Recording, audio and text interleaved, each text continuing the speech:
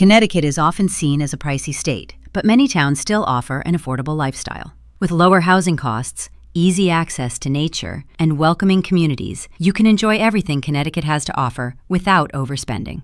I'm going to share the cost of living, home prices, rents, the vibe, and all the cons you could think of about these places to help you make an informed decision. Let's take a look at the cheapest places to live in Connecticut. Okay, let's start with Connecticut's capital city, Hartford, often called the insurance capital of the world. If you are looking to live in a city that is diverse, then Hartford is perfectly fine. With a population of about 121,057 people, Hartford doesn't suck because you can make a great living at a high-paying corporation. The median household income is $55,000 and choose to live in one of the more affordable suburbs. Housing is mostly older urban stock, with many rental apartments in brick buildings or historic houses. The median home price is around $290,000. If you're renting, expect to pay about $1,100 for a studio apartment, $1,300 for a one-bedroom, and $1,600 to $2,000 for a two-bedroom per month. I highly recommend Newington, West Hartford, or Southington, all safe. Most of those areas are fine, but second best is Plainville, Bristol, East Hartford, New Britain, or Manchester. It's home to Connecticut's second oldest college, Trinity College, and one of the state's best hospitals, Hartford Hospital. Crime is trending down, but you still need to be smart about your neighborhood, just like in any city. You'll get all four seasons, summers can get hot, winters are snowy, and you might see some storms, but rarely a direct hurricane. The state-run CT transit buses cover the city, and if you drive, major highways I-84 and I-91 intersect here, and Bradley International Airport is just 20 minutes away. Hartford has some charm about it, but overall, it's just not a place I would live. I'd avoid the North End, that's the most sketchy section. The South End has some decent parts and some sketchy parts. The West End is generally the safer part. Personally, I'd recommend any of the towns around Hartford, but not in Hartford itself. The next one is Danbury. Well, Danbury rocks. You can get everything you need, the living is good, and the food is criminally underrated. It's more culturally diverse for a city of under 100,000, but also more economic diversity. It's a more family-oriented town and not as much of a young town. It's close to major highways like Route 84, 202, 6, and 7, and it's under an hour's drive to Long Island Sound beaches. The mall is nice, one of the better ones that's still doing well. Lots of good restaurants. It's close to New York City, has everything you need, downtown is improving. It's generally pretty safe. There are a few sketchy neighborhoods, but nothing too bad. The west side is quite nice, as is the area around Candlewood Lake. The lake is beautiful. Danbury's cost of living is kind of all over the place.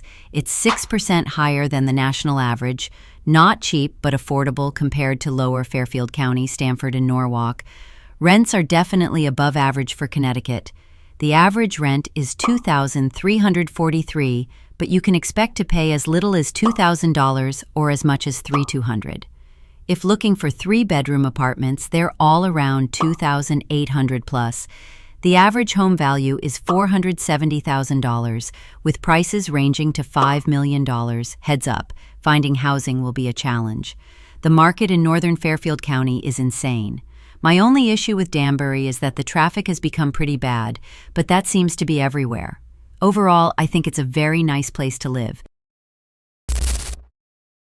Coming at number 8, New London, known as the Whaling City for its historic maritime past, has a population of about 27,199. Sits at the mouth of the Thames River with beautiful coastal views.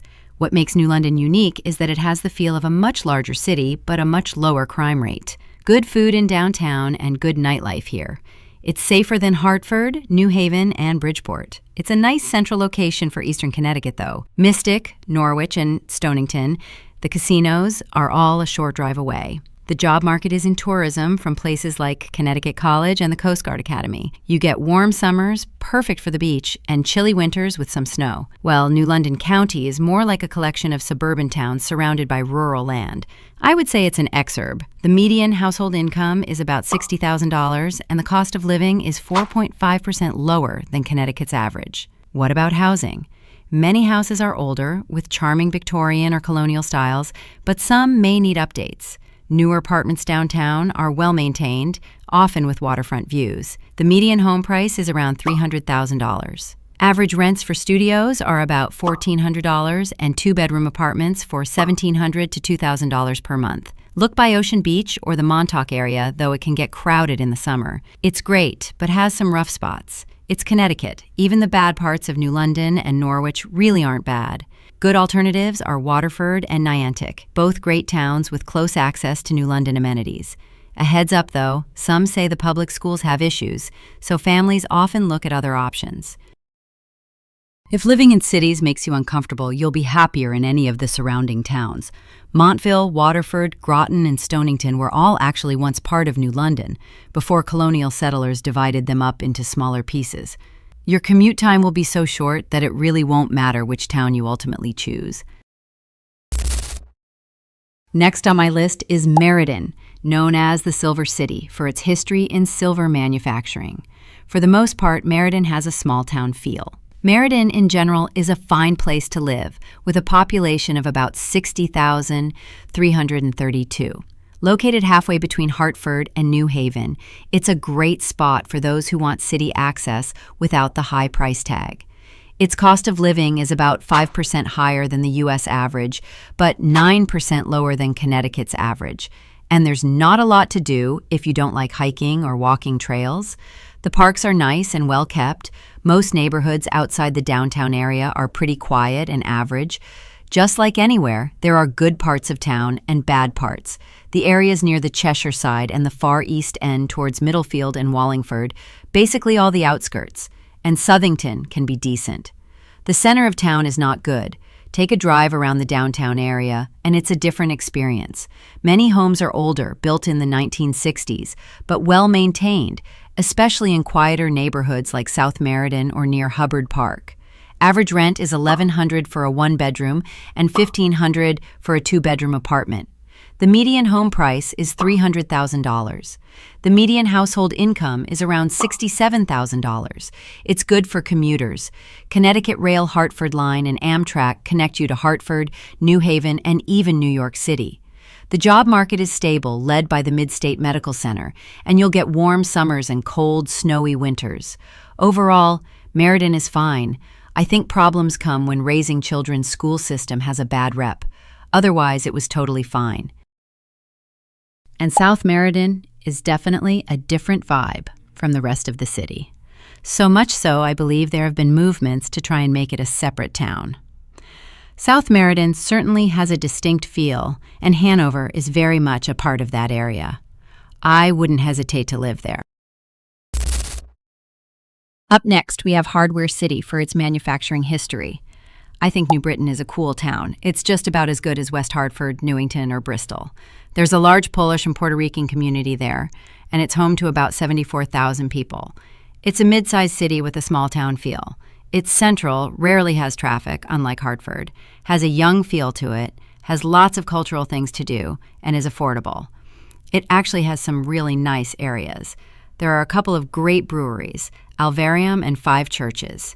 The issue is that the regular public schools perform poorly, but Central Connecticut State University is right in town, making New Britain probably the best area for young professionals to rent in that area. Average rents for studios run about $1,100 per month. One bedrooms are $1,300 and two bedrooms are $1,600. The median home price is $285,000 and the median household income is $57,000. The Connecticut Fast Track bus system connects you to Hartford in just 15 minutes, plus nearby towns like Bristol and Plainville. Property crimes are more common, so consider neighborhoods like the West End for safer vibes. Cost of living is about 6% lower than Connecticut's average, sitting at roughly 94% of the national average.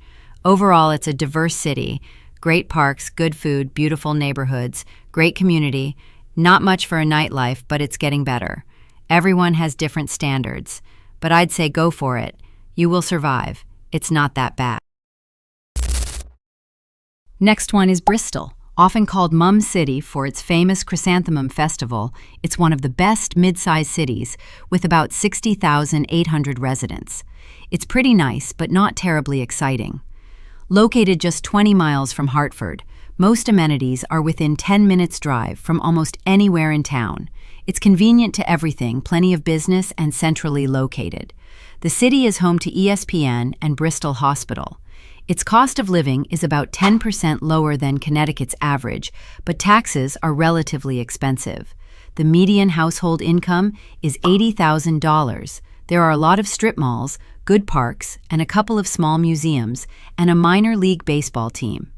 The downtown area is a little outdated in most parts, but it seems they are improving every year, which is what you like to see as taxpayers.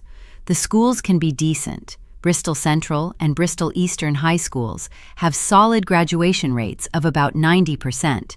For higher education, consider Tunxis Community College. Housing is a plus. There are a lot of great houses in nice neighborhoods all around Bristol. Chipping Hill is the best possible location in Bristol.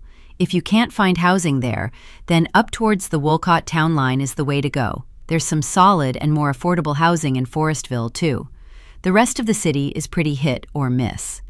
Studio apartments average $950 per month. One-bedroom apartments are about $1,250, and two-bedroom apartments run around $1,550. It's big and has housing of many styles and price points. The median home price is $320,000. Not going to lie. Downtown and the West End have had more than their fair share of struggles. As far as I can see, Bristol seems to be the best option for affordability, convenience, and not being Magaville. As for surrounding towns, Southington is next door. It's a little wealthier and with a more booming consumer economy, although it's still mostly strip malls. And Burlington is a nice, woodsy town with nothing but trees and houses. Plainville is a town. Depending on your interests and commuting, you could consider bigger towns like New Britain and Middletown. Up next is the fifth largest city in Connecticut, home to about 115,000 people. Waterbury. It's not that bad. It's very similar to the Bronx. Lots of parks, lots of shopping areas, and lots of poor, decrepit areas of blight.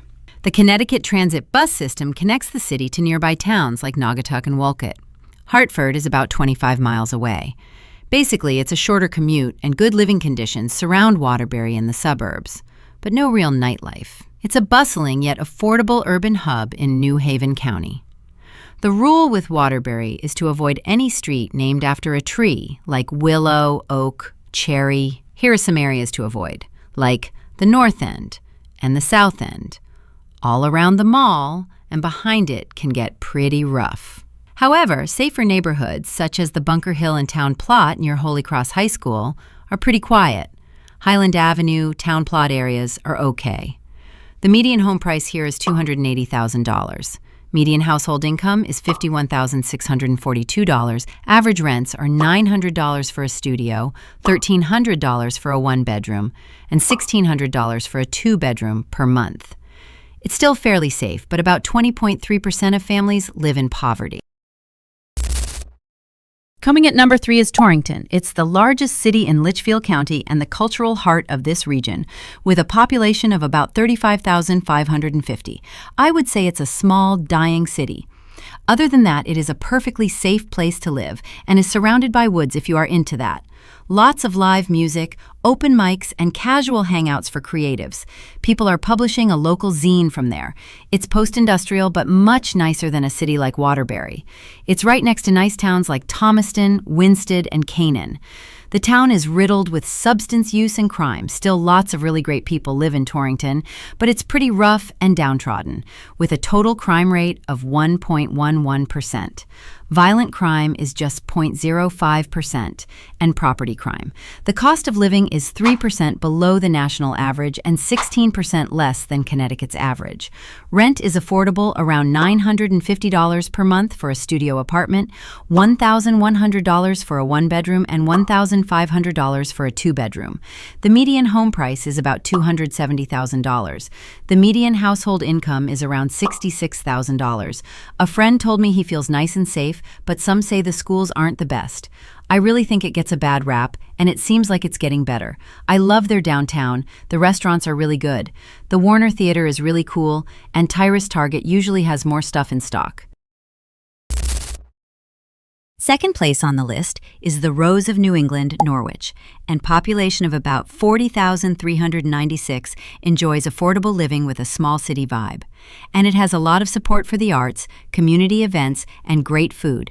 They have their own public utilities. Norwich is a huge and incredibly diverse town, has something like 10 distinct parts. There are many lovely areas in Norwich. West Side isn't particularly dangerous, but it's also pretty bland and meh. The North End has some nice neighborhoods like the Mish Drive area, Canterbury Turnpike between the North End and Norwich Town. The Norwich Town section in general is quiet. The safest areas in Norwich are Norwich Town, Bean Hill, East Great Plains going towards Norwich Town.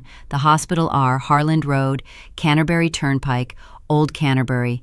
The city has plenty of nice neighborhoods tucked away from the more active areas, most along the I-395 corridor. Rent is around $1,100 for a studio apartment, $1,250 for a one-bedroom, and $1,500 for a two-bedroom per month. The median home price is about $275,000, with a median household income of $64,000. The resident complained about visibly derelict buildings, so inspect properties carefully.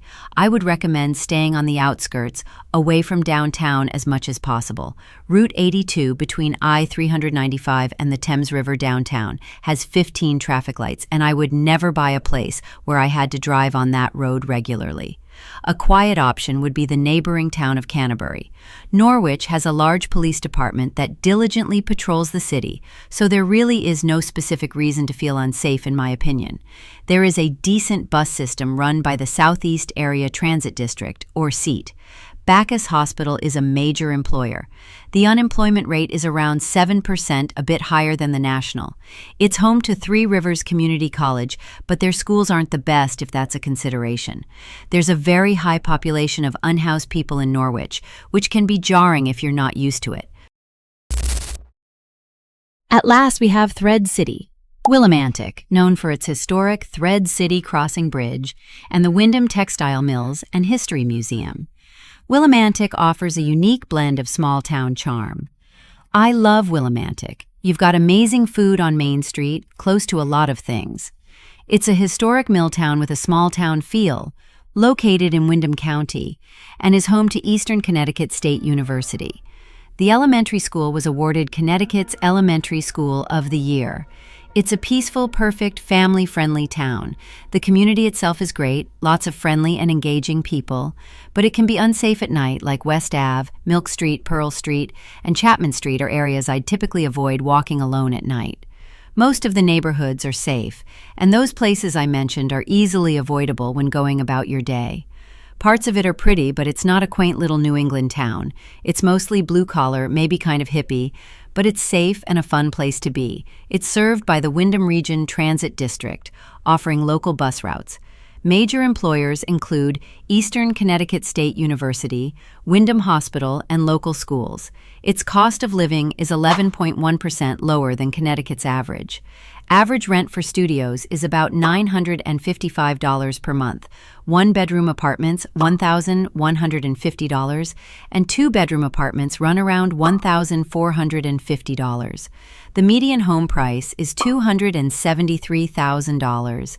Median household income is $40,200.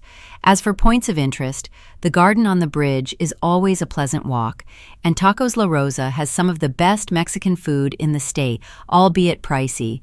A Mano taco shop is also excellent.